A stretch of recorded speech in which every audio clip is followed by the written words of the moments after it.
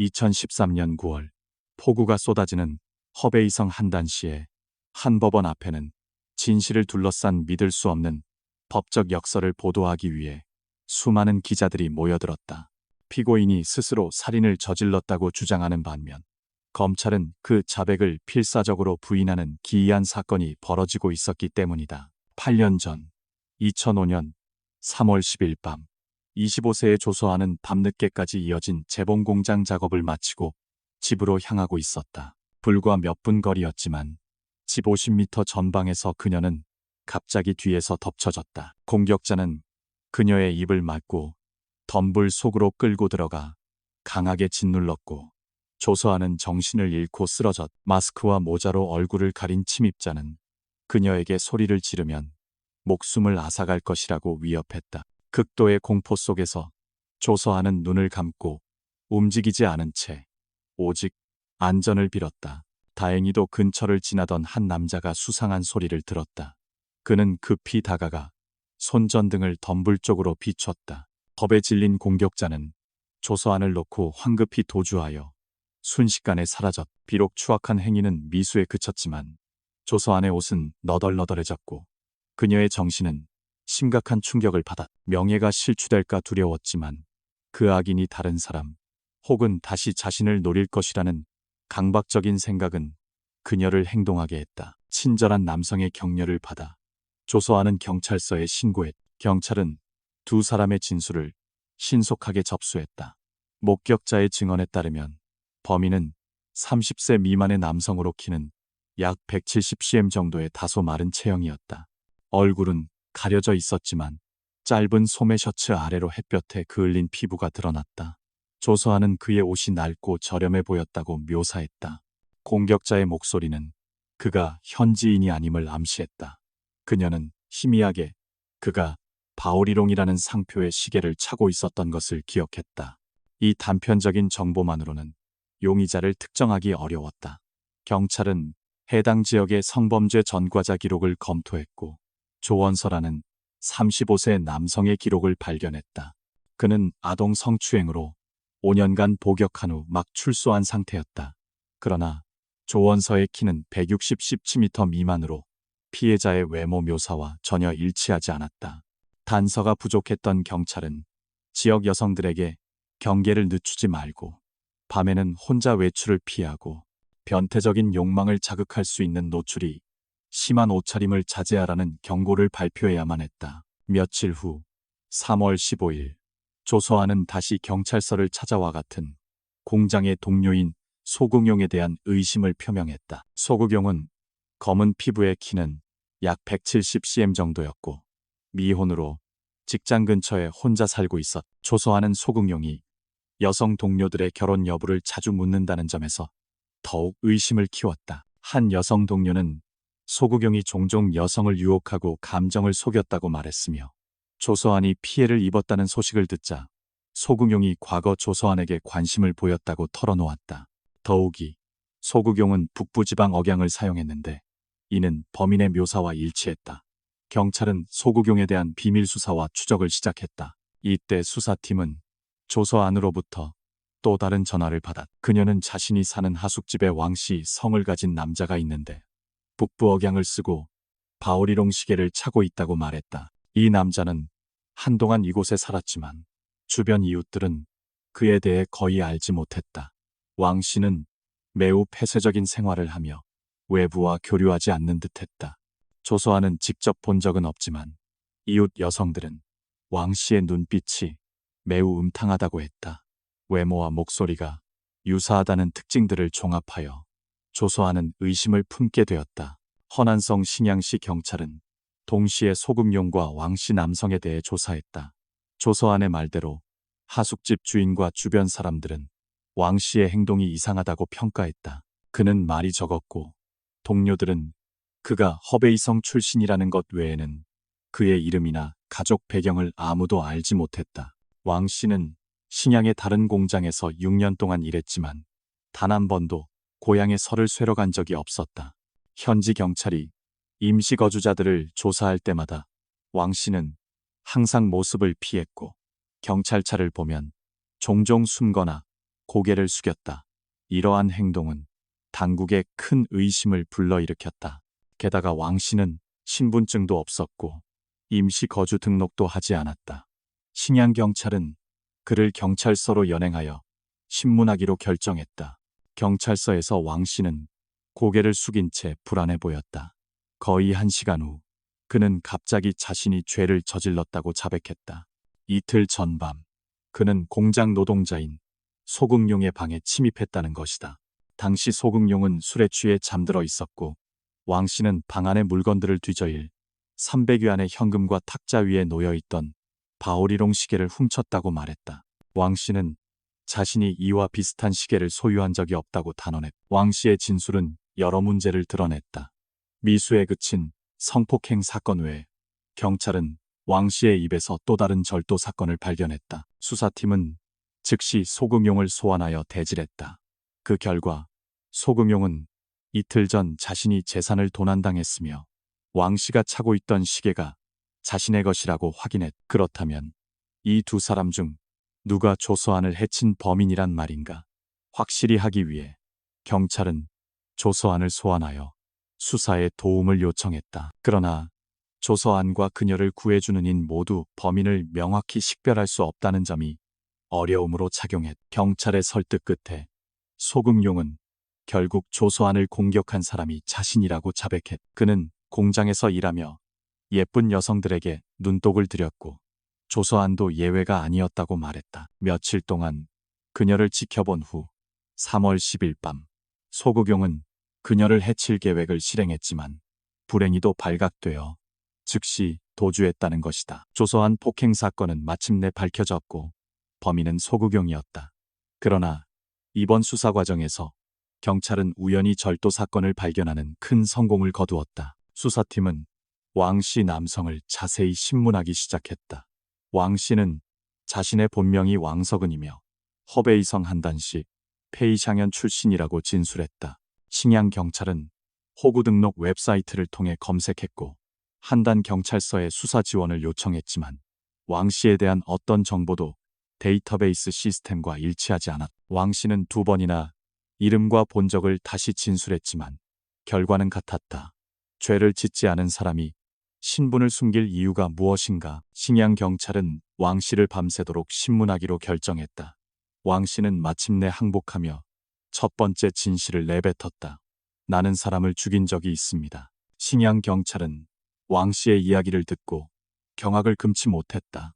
왕 씨는 자신의 본명이 왕석은이라고 재차 확인했다.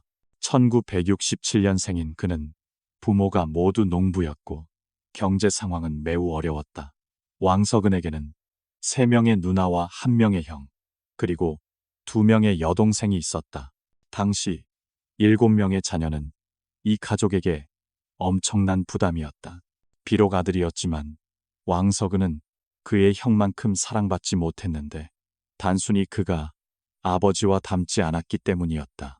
그의 형 왕헌은 항상 왕석은을 경멸했고 동생이 아버지에게 맞도록 종종 놀리거나 심지어 왕석은이 어머니의 사생아라고 말하기도 했다. 왕허뿐만 아니라 아버지조차도 왕석은에게 거리를 두었다. 그는 항상 이 아들의 진짜 혈통을 의심했다. 이처럼 대가족 속에서 살았지만 왕석은은 매우 소외감을 느꼈다. 매일 그는 2-3마디밖에 입을 열지 않았고 점차 그는 자폐적이고 외부와 소통하지 않는 사람이 되었다. 왕석은은 2학년 때 학업을 포기했다. 더 이상 학문을 머리에 넣을 수 없다고 느꼈기 때문이었다. 그의 아버지도 이 일에 매우 기뻐했는데 그는 자녀가 학교에 가지 않으면 가계 비용 부담을 많이 줄일 수 있다고 항상 생각했다. 학업을 중단한 이후 왕석은은 한 번도 진지하게 일한 적이 없었고 부모님의 농사일도 돕지 않았으며 꾸짖음을 들어도 마찬가지였다. 내성적인 성격 탓에 친구도 없었고 종종 점심시간에 정원에서 혼자 시간을 보내거나 길거리를 배회했다.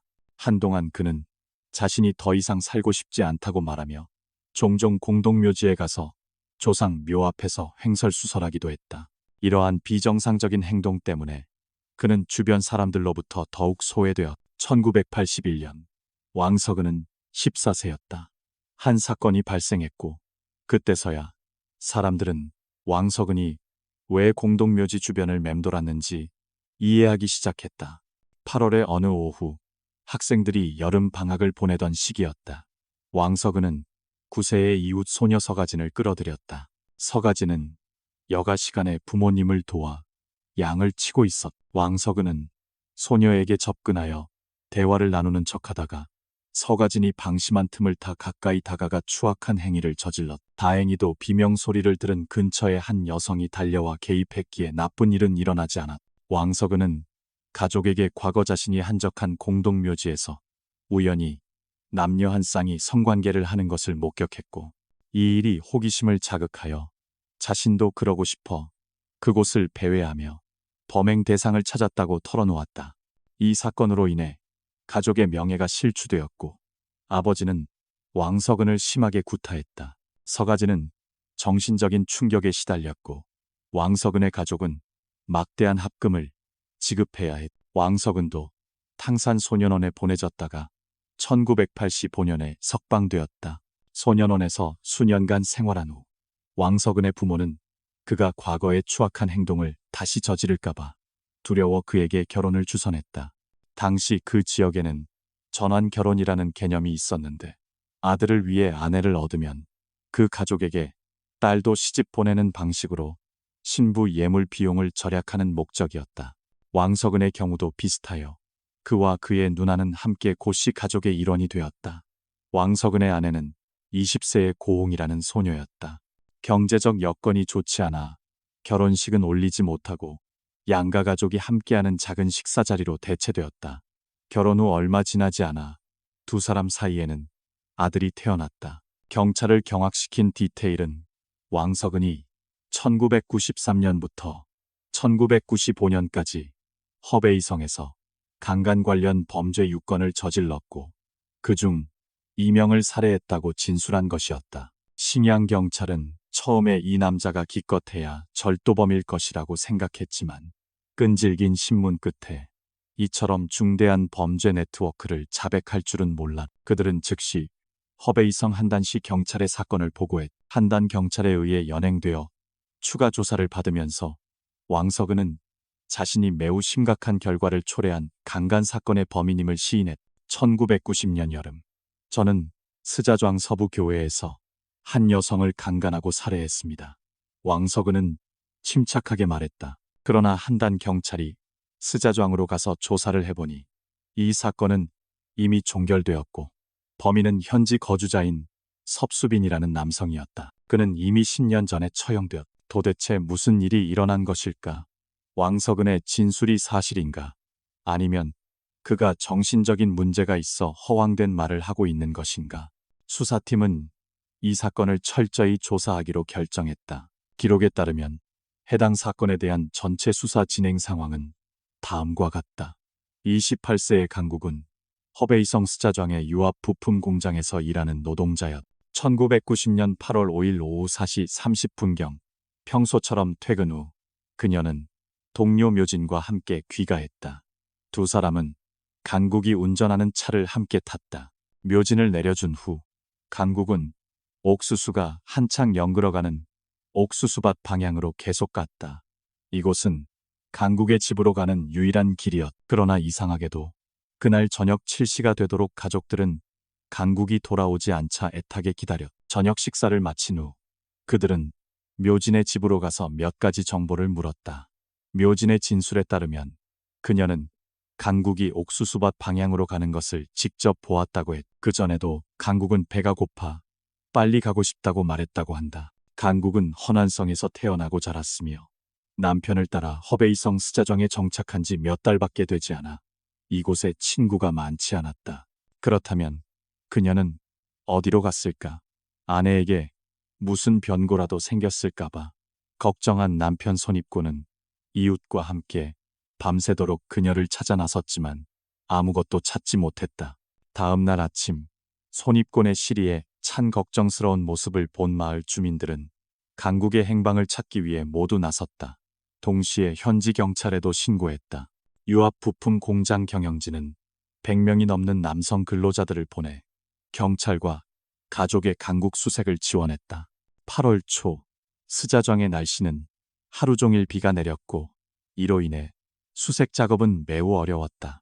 모두 강국이 사고를 당해 어딘가에서 목숨을 잃었을까봐 염려했다. 거의 일주일이 지나 많은 사람들이 낙담하고 포기하기 시작했을 때 마을에 한 가지 정보가 퍼졌. 마른 밭에 기계 우물 옆 풀더미 아래에서 검은색 운동복 바지와 여성 속옷이 발견되었다는 것이었다.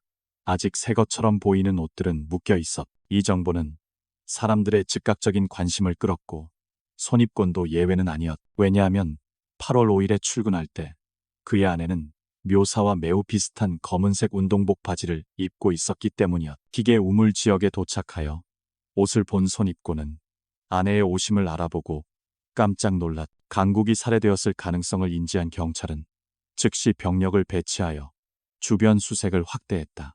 그 결과 옷이 발견된 곳에서 멀지 않은 곳에서 부패가 진행 중인 여성 시체가 반나체 상태로 발견되었다. 그 옆에는 강국에 익숙한 자전거도 있었다. 손입곤은 무너져 내렸고 경찰에게 이것이 자신의 아내라고 확인해 주었다. 이러한 초기 현장 모습만으로도 경찰은 이것이 강간살인 사건이라고 믿었다. 강국은 집에서 200m도 채 안 되는 곳에서 누군가에게 살해되었지만 아무도 알지 못했다. 법의학 보고서에 따르면 피해자의 사망 원인은 기계적 질식사로 밝혀졌다. 목에 둥근 멍자국은 피해자가 강하게 목이 졸려 산소 부족 상태에 이르렀음을 보여주었다. 사망 시점은 8월 5일 오후 5시에서 6시경으로 밝혀졌다. 다시 말해 그녀는 동료 묘진과 헤어진 지 얼마 되지 않아 변을 당한 것이다. 강국의 진례에서는 남성의 정액이 발견되었. 손입곤은 경찰에게 8월 4일 밤 두 부부 사이에 성관계가 없었으므로 이는 범인이 남긴 것일 가능성이 매우 높다고 단언했다. 이전에 언급된 사건의 성격으로 미루어 스자정시 경찰은 범인을 찾아 나섰다. 수사팀이 가장 먼저 의심한 사람은 이웃인 왕장안이었다. 물론 경찰의 의심에는 모두 이유가 있었다. 왕장안의 아내는 5년 전에 사망했고 그는 재혼하지 않고 혼자 살고 있었다. 어떤 사람들은 손입곤이 집에 없을 때 왕장안이 강국에게 접근하는 것을 본 적이 있다고 말했다. 강국뿐만 아니라 마을의 다른 젊은 여성들도 음탕한 말로 자주 그에게 희롱당했다. 왕장안의 행적에 대한 심층 조사를 통해 경찰은 그가 사건 당일 설득력 있는 알리바이가 있어 범행을 저지를 시간이 없었음을 확인했다. 8월 5일 정오 왕장안은 친구 집에서 제사에 참석했고 파티가 끝난 후에도 함께 식사했던 사람들과 함께 술집으로 가서 가게가 문을 닫을 때까지 그곳에 머물렀다. 왕장안은 스스로 움직일 수 없어 이웃의 도움으로 집으로 돌아갔다. 첫 번째 용의자가 배제된 후 경찰은 광범위한 신문 과정을 시작했다. 그들은 해당 지역의 어떤 남성 대상도 놓치지 않았다. 심층 신문 끝에 같은 해 9월 경찰은 마침내 살인범을 찾아냈는데 그의 이름은 섭수빈 20세였다. 섭수빈은 금속 공장 노동자로 루치아년 서정화루현 출신이었다. 그는 현장에서 약 15km이 떨어진 곳에 살고 있었다. 현지 경찰 보고서에 따르면 7일간의 심리적 압박 끝에 섭수빈은 법의 관용을 기대하며 자신의 죄를 자백했다. 섭수빈이 자백한 후 같은 해 12월 스자정시 검찰은 그를 살인 및 강간 혐의로 기소했다. 1995년 3월 15일 섭수빈은 허베이 고등법원에서 비공개 재판을 받았다. 섭수빈은 갑작스러운 성적 욕망 때문에 자전거를 타고 강국과 그녀의 동료를 따라갔다고 진술했다. 강국이 혼자 가는 구간에서 섭수빈은 주위를 둘러보고 아무도 없자 급히 그녀의 길을 막고 옥수수밭으로 끌고 가서 성폭행을 시작했다.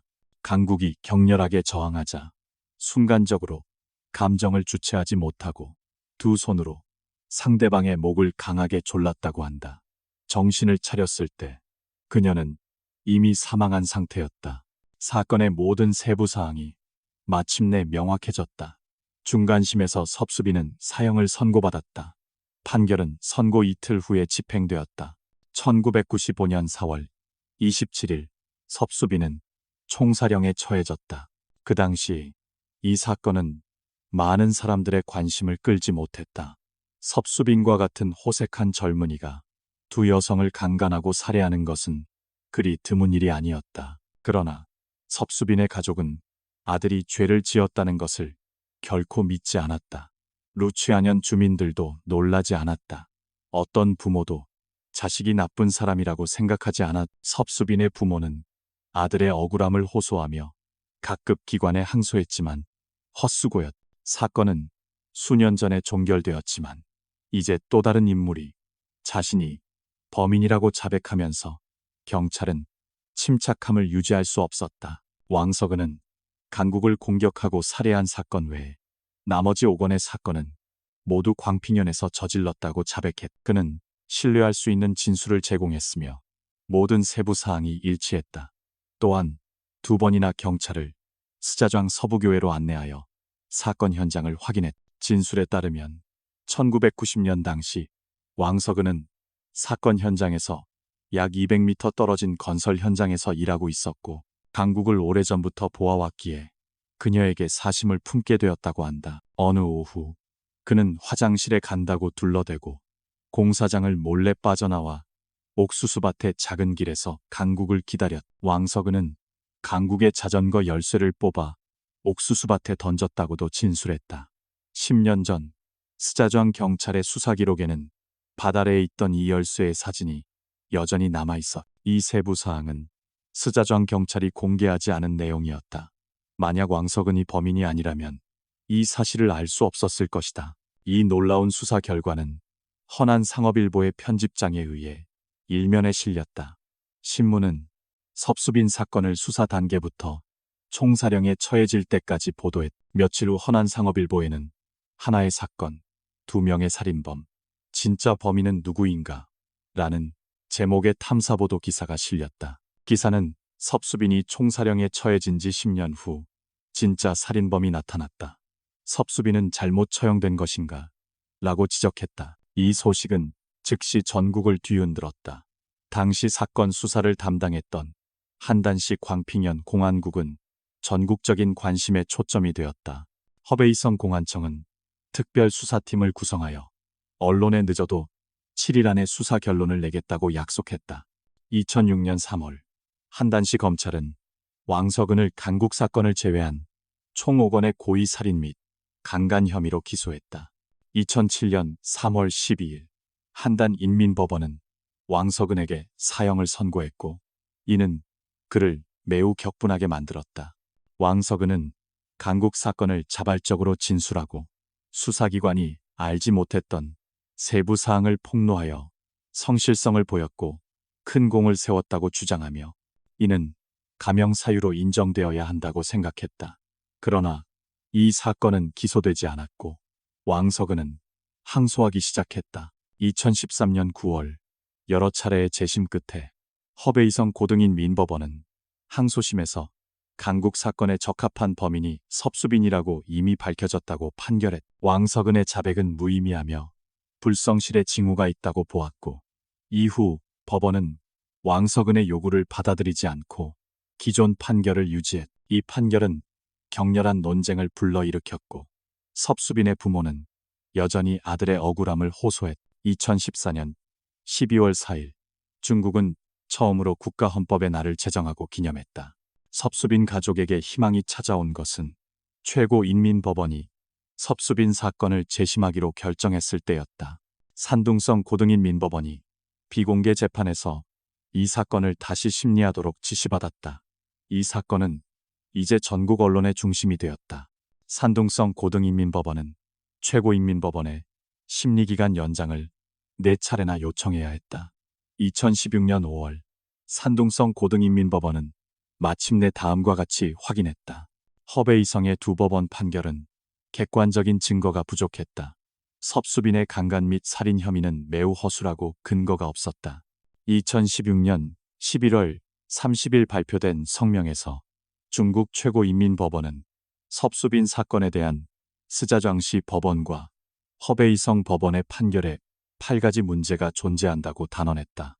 피고인이 사건과 관련이 있다는 증거가 없다는 점, 범행 시간이 불분명하다는 점, 피고인 체포 후 첫 5일간의 신문 기록이 없다는 점, 주요 증인들의 진술 기록이 부족하다는 점 등이었. 2016년 11월 30일 섭수빈은 억울하게 사형당한 지 21년 만에 최고인민법원에서 무죄를 선고받았다. 섭수빈은 성공적으로 무죄를 선고받았지만 왕석은의 항소는 진전이 없었다. 두 번의 재심과 항소심 후에도 법원은 왕석은이 강국을 살해한 범인임을 확인할 근거가 없으며 과거의 억울한 자백으로 인한 감형 사유를 적용할 수 없다고 결론지었다. 2021년 2월 2일 왕석은은 사형이 집행되었다. 섭수빈의 죽음은 세계에서 가장 인구가 많은 나라에서 발생한 전형적인 오심 사형 사건 중 하나이며 이 사건에는 많은 허점이 있었다. 장완지 여사는 2016년 12월 14일 허베이성 최고인민법원에 억울하게 사형당한 아들 섭수빈에게 390만 위안의 배상금을 요구하는 소장을 제출했다.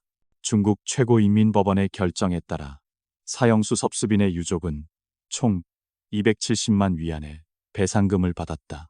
그중 130만 위안은 정신적 고통에 대한 보상금이었다. 섭수빈의 어머니 장완지 여사는 요구했던 390만 위안보다 훨씬 적은 270만 위안을 받았지만 이는 1948년 이래 중국에서 가장 높은 배상금이었다. 그전에는 1996년 18세에 사형당한 내몽골 출신 사형수 채누리테의 가족이 100만 위안의 배상금을 받았으며 당시 이는 가장 큰 액수의 보상이었다. 장완지 여사는 270만 위안의 배상금을 받았지만 섭수빈의 죽음에 책임이 있는 사람들의 신원은 여전히 공개되지 않았다.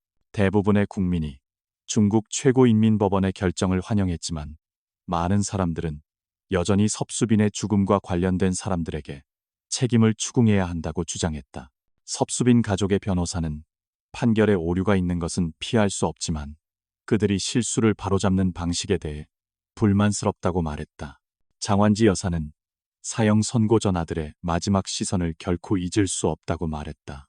재판정에서 경찰 몇 명이 제가 아들에게 가까이 가는 것을 막는 동안 저는 아들의 이름을 외쳤고 아들은 저를 보며 눈물을 흘리며 엄마라고 불렀습니다.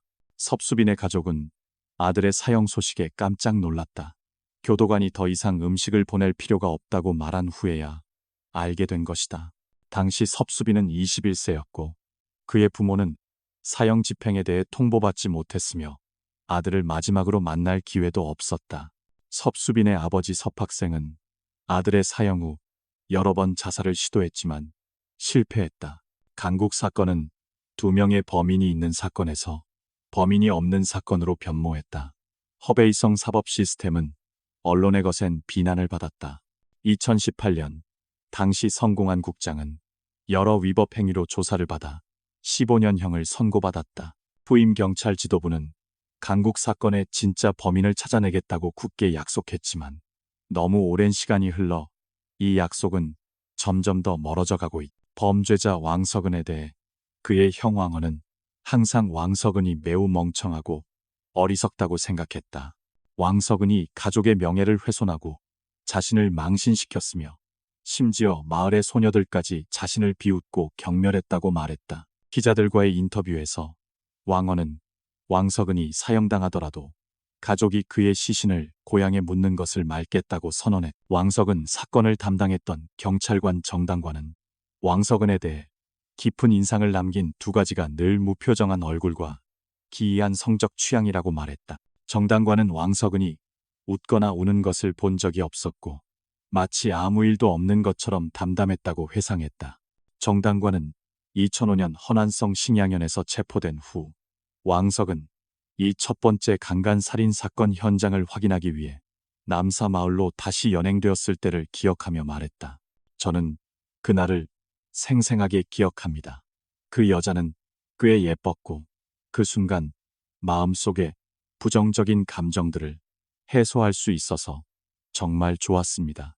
왕석은의 기이한 성적 취향은 정당관에게 잊을 수 없는 충격을 주었다. 그는 왕석은이 꽃무늬 셔츠, 속옷, 브래지어 등 여성 의류를 수집하는 습관이 있었고 심지어 때로는 직접 착용하기도 했다고 밝혔다. 더 변태적인 것은 그가 여성의 생리혈이 묻은 속옷 냄새를 맡는 것을 좋아한다고 말한 것이었다.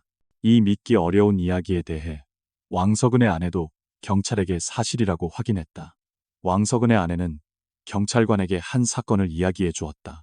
어느 해 10월 19일 가족들이 함께 설을 쇠기 위해 모여 있을 때였. 식사 도중 왕석은은 갑자기 모두에게 자신이 성관계를 하고 싶다고 말하더니 즉시 아내를 방으로 끌고 갔. 성관계를 마친 후 그는 다시 식사 자리로 돌아왔고 주변 사람들의 수군거림에는 전혀 신경 쓰지 않았다.